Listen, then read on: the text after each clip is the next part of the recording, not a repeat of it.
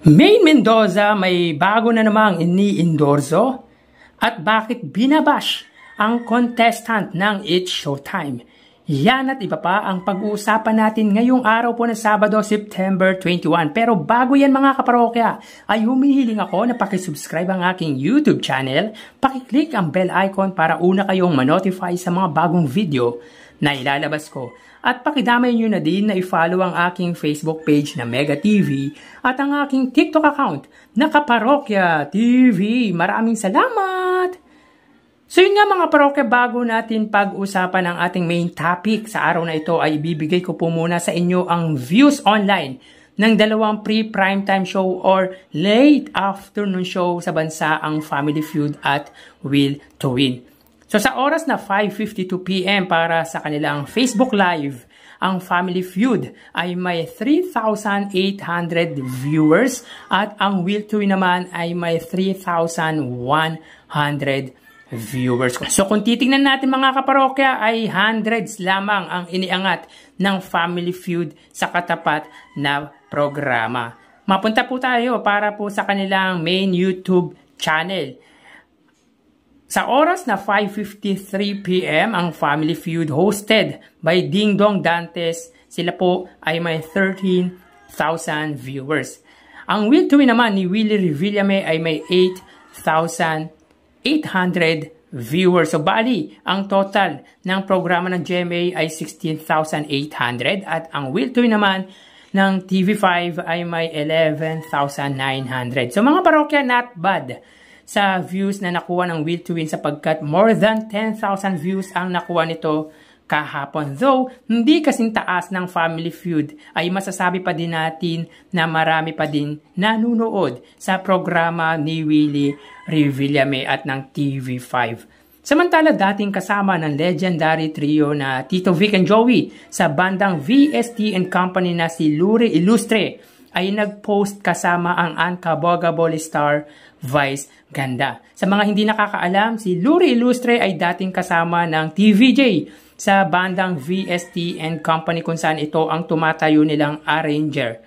Siya ngayon ang musical director ni Vice Ganda sa kanyang concert tour sa United States. Ayon sa post nito, Your Majestic Queen Vice Ganda USA Tour 2024. We will see you tonight at Saban Theater, Beverly Hills, California. Tomorrow, September 21, Pala Casino, CA, meaning ay California, with special guest Kyle Ichari, special participation of MC and Lassie, Vice Ganda with her Vice Banda live music.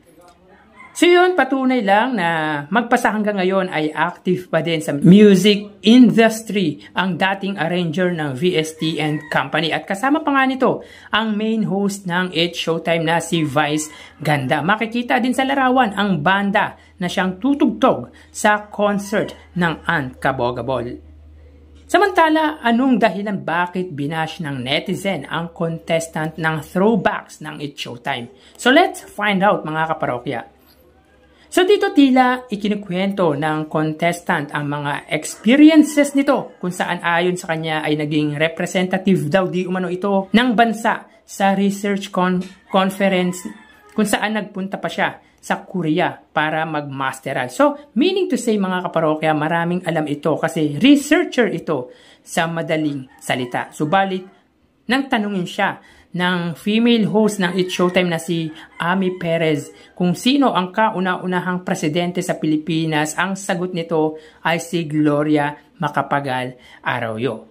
Dahil dito ay napareact ang gumagaya kay Chris Aquino na si Tetay. At ayon dito, na-surprise ako kasi alam ko na alam mo yun. You've been to Korea, nagmaster ka and all. And you forgot that important thing na, my goodness, my mom, Corazon Cojuangco Aquino. Na tila ginagaya pa nito ang way ng pananalita ng ini-impersonate nito. So ito ang dahilan kung bakit sobrang binabash ito ng mga netizen dahil todo flex ng achievement pero yung madaling tanong hindi nasagot. Well, kung isipin ay nakaka-disappoint nga naman in a sense na siguro kahit elementary student ay alam ang isasagot sa tanong na to. Pero syempre minsan, nablablanko din tayo. Kumbaga kahit anong dami ang alam natin, meron at meron din tayong hindi alam or nakakalimutan. And at the same time mga kaparokya, para sa akin, hindi lahat ng alam natin ay alam ng iba. But in that case, mga kaparokya, hindi mo din masisisi ang reaksyon ng mga netizen sapagkat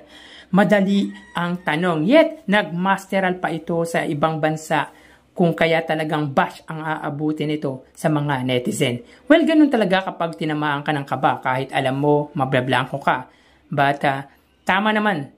Si Tetay, one of the important things sa bansa ito tapos hindi mo alam. Which is, nakaka-disappoint nga naman talaga. Mga kaparokya, bago natin makakalimutan ay mag-shoutout po muna tayo.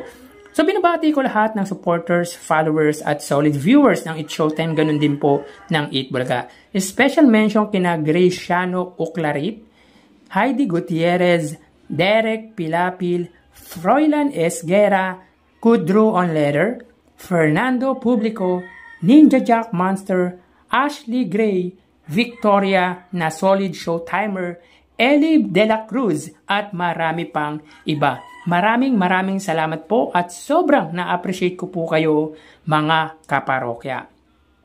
So yun nga mga parokya, pan-checkin sa official Facebook account ng Eat Bulaga host na si Maine Mendoza ay flinex nito ang Deonat, isang natural care deodorant na ini-endorso nito. And aside from that mga kaparokya, tila endorser na din ng Vivo V40 ang asawa ng actor-politician, ang representative ng Quezon City 1st District na si Arjo Ataide. Makikita dito ang kulay purple na kasuotan na siyang suot nito sa ground launching ng nasabing mobile brand.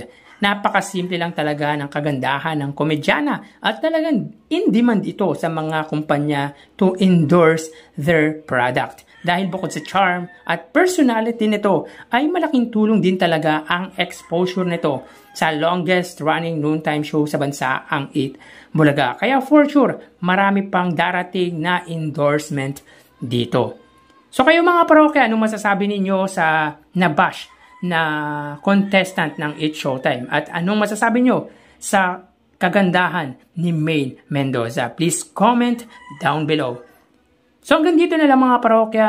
Thank you and God bless.